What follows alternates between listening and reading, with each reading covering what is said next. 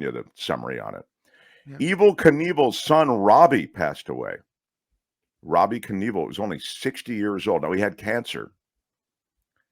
I have many, many experiences with Robbie Knievel and the Knievel family.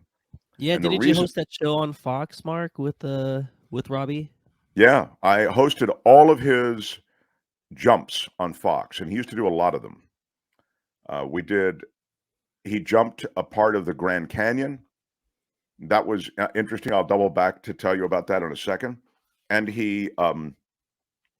my favorite jump of Robbie's was the building to building jump in Las Vegas, the top of one building to the top of another building. And first of all, that's a cool jump, no matter what. But here's why it was even cooler. Because the buildings weren't right up against each other on the same latitude. You had to jump kind of corner to corner to get to so they were just a little askew. And that made it even more exciting. So they had hay bales set up for his landing, okay, at the end of the ramp. But he had to land and lay the bike down in order to make that. And we'd show this to you, but for the same reason we can't play you Lisa Marie's music and everything, we'll get copyright strikes and all the rest, so I can't. So, but you can find it on YouTube and you can find it elsewhere. It was spectacular. And the other thing was, from a visual standpoint, for a television show, you see the lights of the Vegas Strip beginning to come on. Remember, it's done for the East Coast, so we went on the air at 5 o'clock. And at that time, it was sort of getting just a little bit dark. And so there was an eerie sense, excuse me, of the sun setting and the night arriving in Las Vegas, and then this very courageous, high-profile stunt in prime time. So Robbie Knievel's daughter, sang the national anthem. And before we went on the air, we had a production meeting at which I was told this: Mark, you'll speak to Robbie right before Robbie takes an elevator up to the top of one building. Then he'll go down the ramp and he takes some test runs up and down the ramp and kind of like there's all that showy aspect to it. And then he'll jump. But when you talk to Robbie, I want you to be aware of something, and that is that he and his father, Evel Knievel, are not getting along, but they're like really not getting along. So don't mention Evel Knievel to him.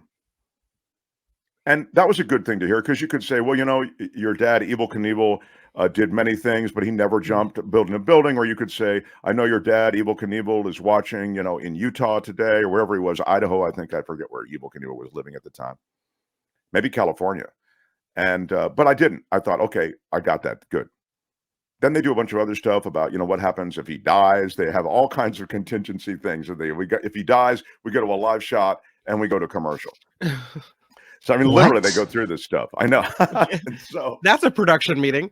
Yeah. It was pretty wild. So on the way out, the producer literally pulls me and he goes, hey, Mark, I just want to make this clear. Robbie and Evel are not getting along. Don't mention Evel Knievel. Just don't mention him at all. Don't mention him to Robbie. Don't mention him in the context of the show. Just don't mention him. I said, I got it. Don't worry. So we go on the air, 5 o'clock, 8 o'clock in the East. Sun is setting on Las Vegas. This is going to be the big building to building jump. There's all that big music, announced, lights, blah, blah, blah, blah, blah.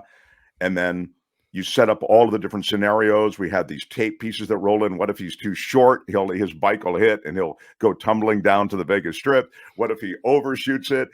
His bike may stay on the roof, but he'll go tumbling down to the Vegas Strip on the other side. So you had all of these animations and stuff. It was all to show you how dangerous it was, right? It was good TV.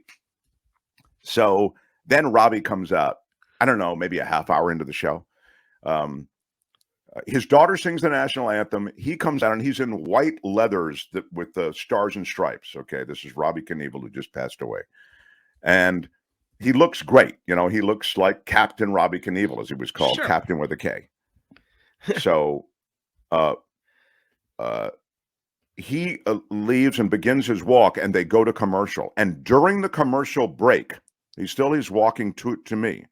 During the commercial break, before he gets to me, the producer runs out of the trailer and says, "Mark, don't forget what I told you. Nothing about evil. They're not getting on." I said, "Dude, I got it. Nothing about evil. Enough with the I'm not going to mention evil." We come back on the air. Robbie just beginning to come up to me, and I go, "Robbie, this is a challenging jump from so many different standpoints. You know, you have to jump, I would think, in a way that you typically don't jump," or whatever I said, Sure. And he looked at me and said, "Mark, this is going to be a difficult jump for me, and I'm just glad my father, Evel Knievel, is watching tonight from a hospital bed." And I'm thinking, dude, seriously? Like right out of the chute, you mentioned your dad? Right. I've just gotten chapter and verse about how we can't talk about your dad. And that's the first thing you mentioned is your father. And he went on for like 2.5, 3 minutes about how his dad is a big influence in his life. It was crazy. It was like the whole conversation was about Evel Knievel, but I didn't start it. Yeah. So then he got up, he takes the elevator to the roof, he, revs the engine, and he jumps, and it was spectacular. And they had a jib shot from behind. That was my favorite shot, where you see him almost a point of view from top of the ramp shooting down. You see him going from that ramp to the rooftop of the other building. And it was, as I say, it was magnificent. By far the best jump. And that was my favorite. Robbie Knievel, successful jump, and everything was great. When he jumped the Grand Canyon, it was wet. It had snowed the night before, and he decided not to jump. And we did an hour show, but I think I told you that story, Kim, didn't I tell you what the network executive told me?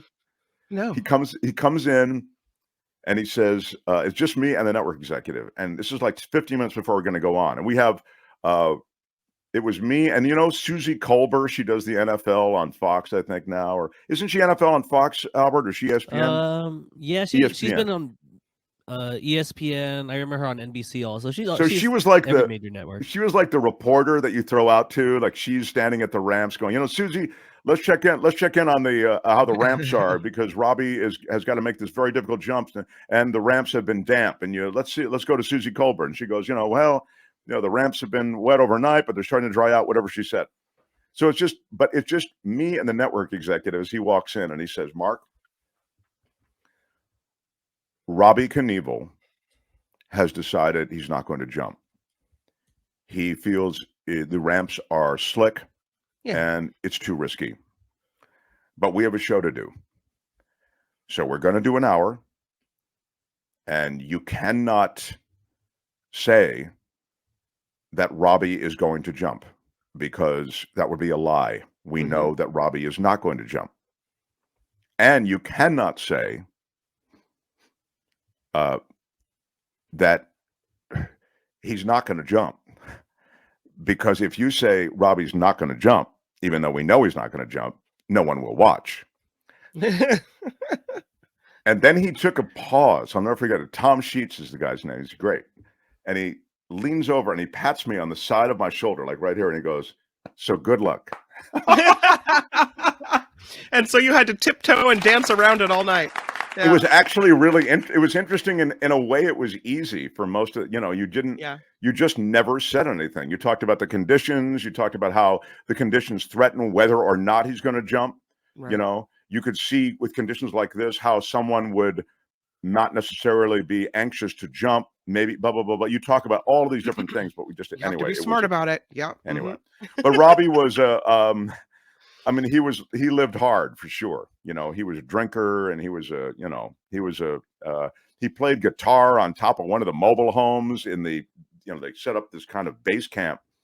It was like midnight, and I hear this electric guitar playing, and I open the door. It's cold out. You understand? It was snowing, as I say, during the night, and it's Robbie playing guitar. I mean, he's just he was out there, but he created a name for himself, and of course, he lived in the shadow of his dad, Evel Knievel. But it's 60 years old. I mean, it's sad but interesting that and clearly he was smart about knowing when to jump and when not to, but after all the risks that he took in his life, that he would die of pancreatic cancer. you Yeah. know? Yeah. Um, That's a horrible way to go. You know, it's a brutal yeah. cancer from what I'm told. I mean, it's painful and awful, and yeah. I mean, it's sad that we know the good cancers and the bad cancers. It's all bad. You know, when I go on and on about these things, we talked about gas stoves yesterday, or plastic, or these PFAs, or whatever gets into the environment. That I see these toxins everywhere, and we're bathing in them. And you wonder why I get so mad about it, because they definitely provoke a cancer rate that's far in excess of what it should be. And why shouldn't we try to roll that back? So you're right. I mean, that pen. Hi, it's Mark, and I thought that was great. Hit the notification bell. You'll know whenever there's a new video being dropped, and please subscribe to our channel to help us save the universe.